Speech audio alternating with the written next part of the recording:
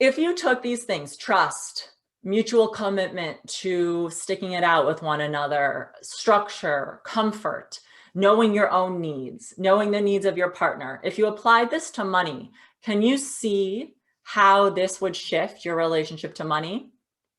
You can raise your hand or put it in the chat. Can you see how, I mean, for me, this is a completely revolutionary paradigm when I think of money like a partner.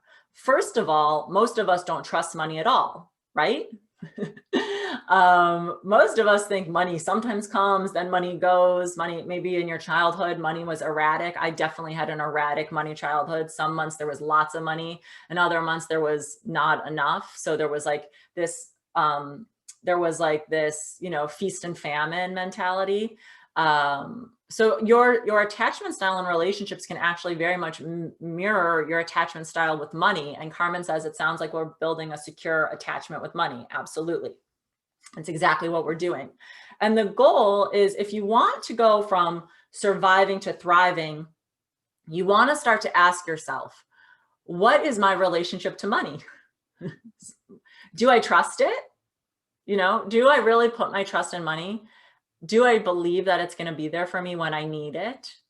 Do I know my needs? Do I know what I'm asking of the money, right? If you don't tell your partner what you need, but you're always mad at your partner for not meeting your needs, that's unfair, right? If I start saying to my partner, you didn't bring me flowers on Fridays, my partner's like, but I didn't know you wanted flowers on Fridays. And then I start fighting with them. Same thing with money. If I don't say to money, hey, I need $7,000 in my account every month. This is what I need.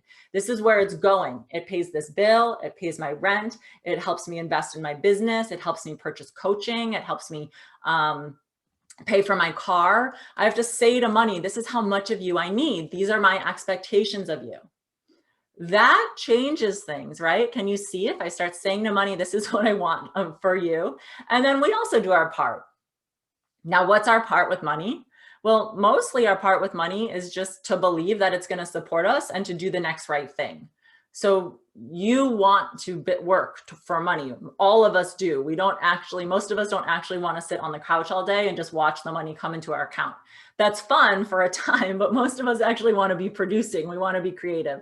So your part with money, yeah, you love to be productive. Of course you do, Carmen. You love to be productive. We all love to be productive. We all want to be creators. We all, it's that co-creative energy, which is so exciting. So you want to be productive, and money loves it when you're productive too. The problem is that most of us, we're productive, but we have this underlying fear. We have this fear energy, and we think that we have to be super productive in order for the money to come. And sometimes we think we have to be so productive and we still don't believe the money is going to come. So we're working super hard, and we still don't trust the money. We still think, oh, I'm working so hard. How come there's no money coming in, right? So it's like these mixed messages. We're not really trusting that our productivity can yield results when it comes to money. And the only thing you really need to know about money, there's two things. One, it responds to your energy. And two, it responds to your expectations. So again, I'm going to use examples from relationships. Have you ever dated or been in a relationship situation, maybe with a family member, maybe with a love interest, where you got very fear-based, very insecure, and you started to be clingy? You started to text them a lot. You started to call to check in a lot. Has that ever happened to anyone here? Or you let fear enter the relationship, and your energy shifted. Your energy shifted from one of confidence and certainty to one of fear, insecurity, clinginess. Anyone? Okay, well, I'll just give an example from my life. When I have done that with partners, relationship partners, they sense my clingy energy. They sense the fear in me, and they immediately do what? They pull away. They immediately pull away the minute I start putting out that clingy, fear-based, insecure energy. Every relationship I had, I luckily did not do this with my fiance because I always felt very secure with him. But in every other romantic relationship, if there was any element of insecurity that I picked up on, I started to be insecure with them. They immediately pulled back. They didn't come to me. They didn't want to be with me anymore. That energy of lack was unattractive. Now, money is exactly the same way. You may not believe me right away. This may sound crazy, or if you've listened to manifestation, it might not sound so crazy, but this is 100% true of money. The minute we start to get clingy with money, money doesn't want to come to us anymore. It senses that need, it senses that clinginess, it senses our fear, it senses the disbelief. And it's not a punishment. It's not like money's punishing you. It's not like the partners were punishing me. It just wasn't an attractive energy to be in. It wasn't something that attracted them. It doesn't attract money when we're clingy. So if we know that money responds to our energy and it doesn't want to come when we cling, then the thing we have to do is shift to a non-clingy energy, right? How do we find that security with money? Now, the other thing I want you to know about money is that it also responds to your expectations. This is very interesting about money. Have you ever heard of the experiment where they told the teacher that the teacher had a class of geniuses? And the teacher taught to the class as if they were geniuses. They're like, oh, this class has a very high IQ. The teacher taught to the class as if they had a very high IQ. The class performed very, very well on the exams, higher than average, higher than they did before they told the teacher about the high IQ of the students. Now they told the same teacher, they did it randomized somehow so that they were able to control, if it's different groups, but then they basically told the same teacher that, oh, this is a class of special needs people. And the teacher taught down to the class, and the class, when it tested, did not do as well. So what they found, interestingly, was that the expectation of the teacher affected the performance of the students. The expectation that we have affects the performance of something.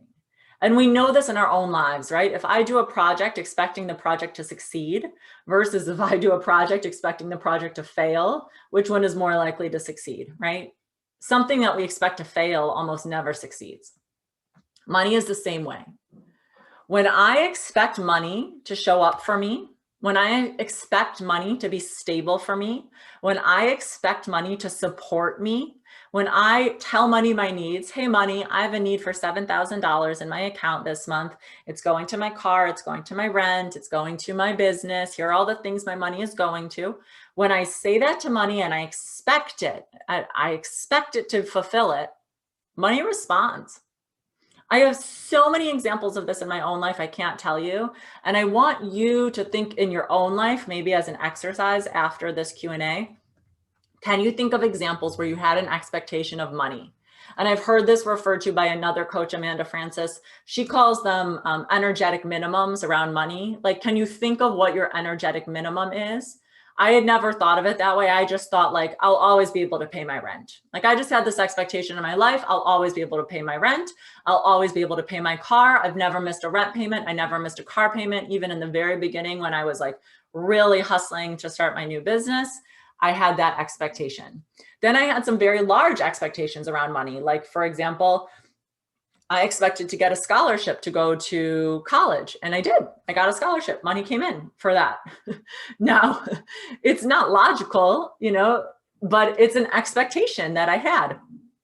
This past summer, I had an expectation that I was going to pay for my own wedding dress, and I had a huge check come in right before I went wedding dress shopping. Literally, I didn't plan it. I put the date on my calendar. I'm going wedding dress shopping with my mom on this day. I didn't know if I was gonna buy a dress or how I was gonna pay for it. But in my mind, I had this expectation, there will always be enough money for my wedding dress. Like that's something I desire. The universe will support me. And I got a huge check 5 days before. So I would ask you, think about your energy with money and think about your expectations with money. If you want to shift from a survival mindset to a thriving mindset, you need to know, what is it you're asking of money? Do you expect money to not be stable for you? Do you expect money to come and go? Are you telling money it's okay for you to come in heaps and then to leave me alone for months? Are you developing a relationship with money where it's stable? Does that make sense, guys? So think for yourselves, what is my expectation of money? What is my energy of money? Am I coming to money with a needy, lacking, angry, oh, I'm mad at you, money, there's not enough of you, you know, is that the texture of your relationship with money, or is your relationship to money something loving? You know, money, I welcome you. Money, I love you. Money, you always support me. And when you find your energy around money shifting to fear, which it will, mine does too. Everyone's does. We are human. We have fear. You will find times when you shift into fear, you shift into lack, you shift into poverty consciousness. It is our job over and over to shift our energy and to shift our expectations back to calm. We have to go back to calm. We self-soothe. The same way we have to self-soothe ourselves in relationships, we have to self-soothe ourselves with money. And there are a host of ways to do this. I'll probably teach a course at some point and all the ways for you to shift back into an abundance mindset. But for right now, I want to just leave you with this idea that you can expect more of money and you can shift your energy with it, because money is responding to your energy and money is responding to your expectations. And if you can get those two things aligned, if you can do the work, then you will start to immediately see money shifting in your life. You'll start to see money coming in from unexpected places. You'll start realizing that, like, oh, all of a sudden, naturally, the amount of income I bring in on a regular basis is increasing. And it kind of happens like sometimes without you even realizing it, because you stop paying so much attention to it. You're not like counting every penny. So all of a sudden it's like, oh, my monthly minimum used to be $4,000 a month, and now my monthly minimum is $6,000 a month. Wow, that's amazing. That's a huge jump. You know, that's a 50% increase in my money, and I didn't even realize it. It's not that you weren't paying attention to your money, but what you didn't realize was how effortless it was to shift that, in the words of Amanda Francis, that energetic money minimum. Or what I like to call just like my requests of money. You know, these are my money minimums. This is what I need. So I'll read this question. I expect money to be limited and not stable, and money is limited and not stable. I will be working on this tirelessly. This is what Carmen says. Yeah. So again, so you can see that how your expectation, it's a symbiotic relationship. You expect money to be limited and not stable. Therefore, money is limited and not stable. So what if, do an experiment. This is one of the best manifestation tricks, and it comes from spiritual literature. It comes from Jesus, actually. Jesus is the one who said, ask and know that you will receive, and you will receive.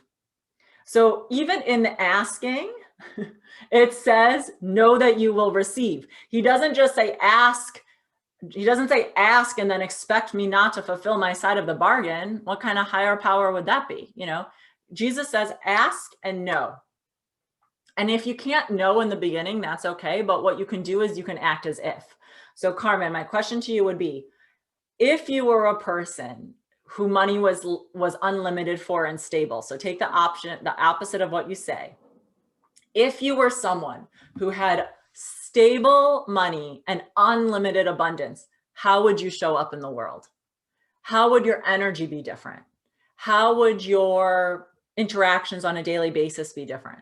How would your life be different? And you can start to visualize this, you know, get the feeling in your body. If I were someone for whom money was stable and unlimited, what would I do differently? What would I do differently if I had more than enough? If I knew I was always taken care of? What would I do differently if money was this reliable best friend for me? What would I do differently? And then start to act that way. Start acting in your life energetically and in your attitudes and behaviors like you are someone who money is stable for. Just start to show up as that person. Start showing up, not as the person who's in the corner. Oh, money doesn't come to me. I'm so afraid. Can I go out to lunch with my friends? I don't know. I'm not saying go spend recklessly, but if you make the decision to go out to lunch with your friends, when you pay that check, you pay the check as if you are a person who money is totally stable for. It is a different energy. You're excited already. Great. I love it when you're excited. I will shift. Amen. You just started right now. Just that excitement around money is a shift. Being excited about all the ways money is stable for you. And I would ask you to write your relationship ideal for a person and then transfer that to money. So my relationship ideal for my fiance, which I wrote before he manifested in my life, was that it would be a person who I could trust completely. I completely, I completely trust my fiance. I never, ever have, I don't doubt anything he says. There's never any thought of infidelity in my mind. Those things are like the last thing from my mind. It's totally not something that comes to my mind. I trust him 1,000,000%. If I'm going to apply that to money, I have to do the same thing. There's never a thought in my mind that the money is not going to support me. I always have more than enough. And that's one of my affirmations. And a great way to shift is to use affirmations as well. Meditations, affirmations, journaling, listening to things like this. You know, there'll be a recording of this. Listen to it. Listen to it again and again to remind you of what you need to hear. Okay.